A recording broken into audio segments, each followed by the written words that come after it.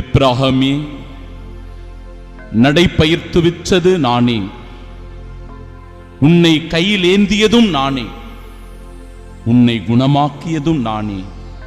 ஆனால் நீ என்னை உணராமல் போனாய்.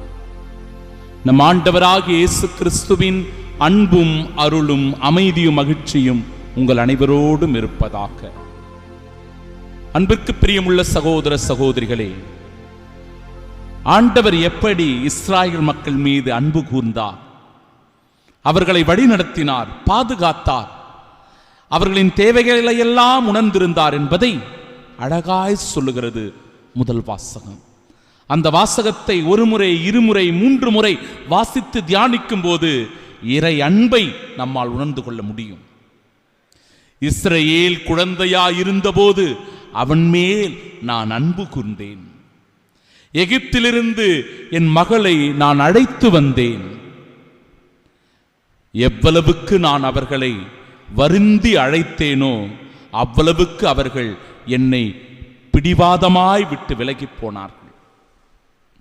பாகாலுக்கு அவர்கள் பலியிட்டார்கள், சிலைகளுக்கு அவர்கள் தூபம் காட்டினார்கள். ஒரு மிகுந்த மன வருத்தத்தோடு ஆண்டவர் அவர்களோடு உறவாடுவதை பார்க்கிறோம்.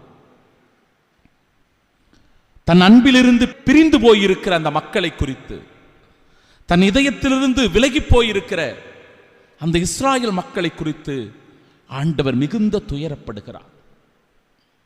எப்ராஹாமுக்கு நடை பயிர்த்துவித்தது நானே, அவர்களை கையில் ஏந்தியதும் நானே, அவர்களை குணமாக்கியதும் நானே என்று சொல்கிறார். பாருங்களேன், நம்மை கையை பிடித்து ஆண்டவர் வழிநடத்தி இருக்கிறார், நம்மை கையிலே தாங்கி இருக்கிறார், நம் நோய் நொடிகளை எல்லாம் குணமாக்குகிறவராயிருக்கிறார். ஆனால் இறை வார்த்தை சொல்லுகிறது, ஆனால் அவர்களோ உணராமல் போனார்கள். இஸ்ராயேல் மக்கள் மட்டுமல்ல, இது எப்ராஹிம் மட்டுமல்ல, நாமும் கூட பல நேரங்கள் அப்படிதான் இருக்கிறோம்.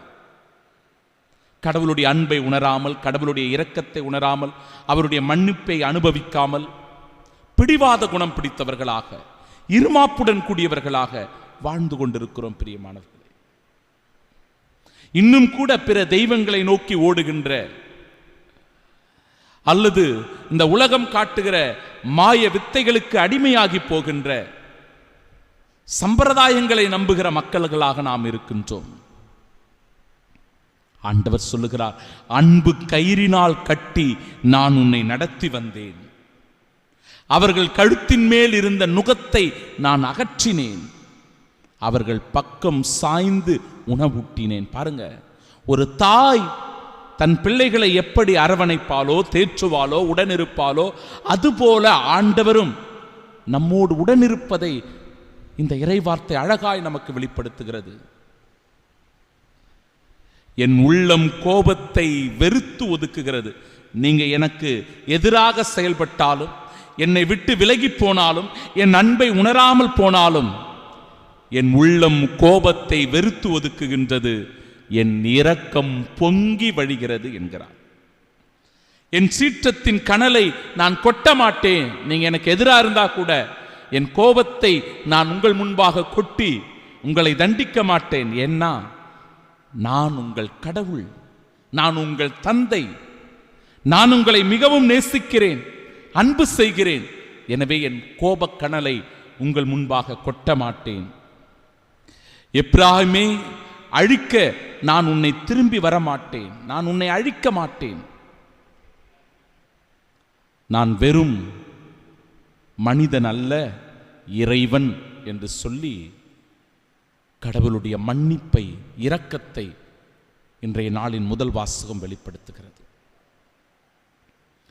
பிரியமானவர்களே, இன்றைய நாளினுடைய புனிதர்கள் மிக மிக முக்கியமான இவர்களுடைய வாழ்க்கையை நாம் தியானிக்கணும்.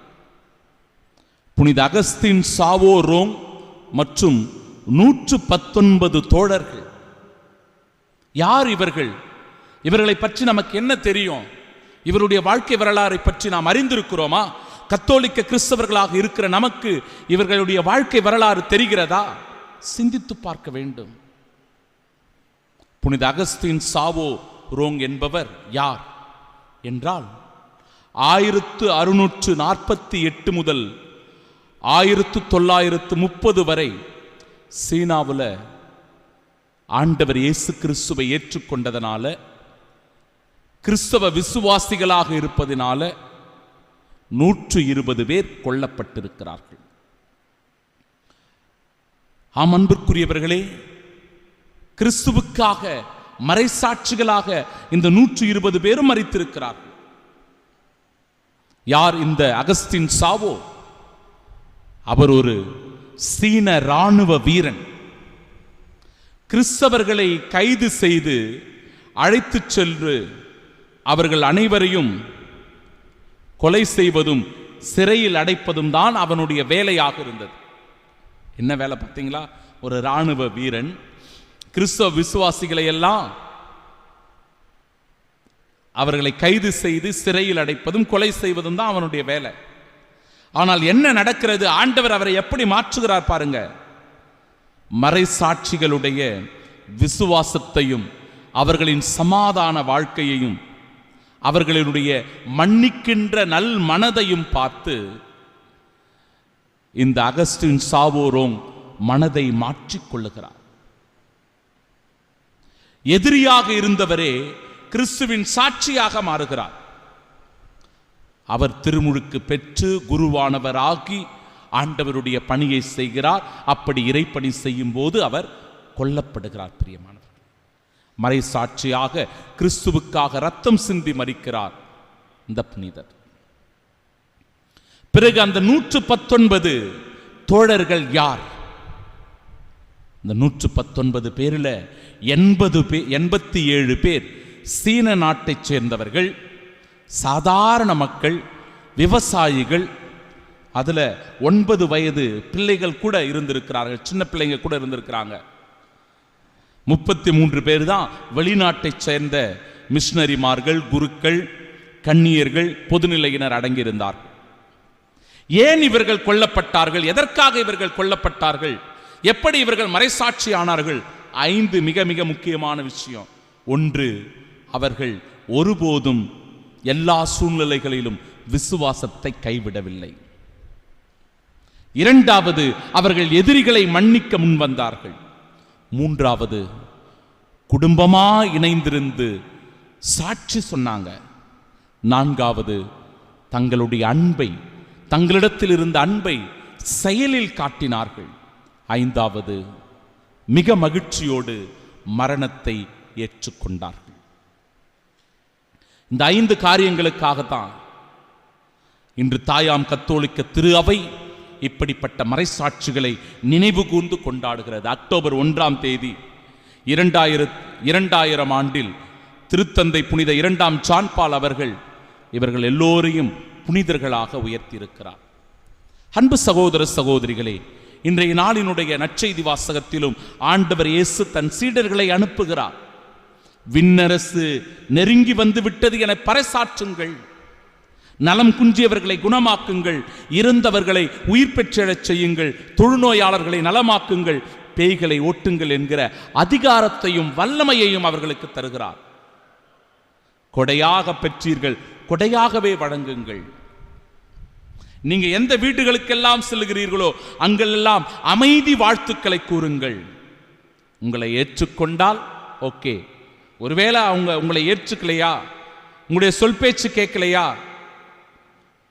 உங்களுடைய கால்களில் படிந்துள்ள தூசியை உதறிவிடுங்கள். தீர்ப்பு நாளில் சோதோம் கொமோரா நகர்களுக்கு கிடைத்த தண்டனையை விட இவர்களுக்கு அதிகமாக கிடைக்கும், அதைவிட கடினமாக இருக்கும் என்று ஆண்டவர் சொல்கிறார். பார்த்தீர்களா அன்பிற்குரியவர்களே, கடவுளுடைய நற்செய்தியின் தூதுவர்களாக நாம் ஒவ்வொருவரும் வாழணும். திருச்சபை அங்கீகரித்து மறைசாட்சியாக கொண்டாடுகிற இந்த 120 பேரும் கிறிஸ்துவை அறிவித்தார்கள். தங்களுடைய உண்மை வாழ்வின் வழியாக, சாட்சிய வாழ்வின் வழியாக, இரத்தம் சிந்துதலின் வழியாக மறைசாட்சி ஆனார்கள். நீங்களும் நானும் கூட ஆண்டவருக்காக உண்மையோடு, நீதியோடு, நேர்மையோடு, அன்போடு, இரக்கத்தோடு நடந்து கொள்ளும் போது கிறிஸ்துவின் சாட்சிகளாய் இந்த உலகத்தில் வாழ்கிறோம். அதற்கான வரம் வேண்டி செபிப்போம். ஆமீன்.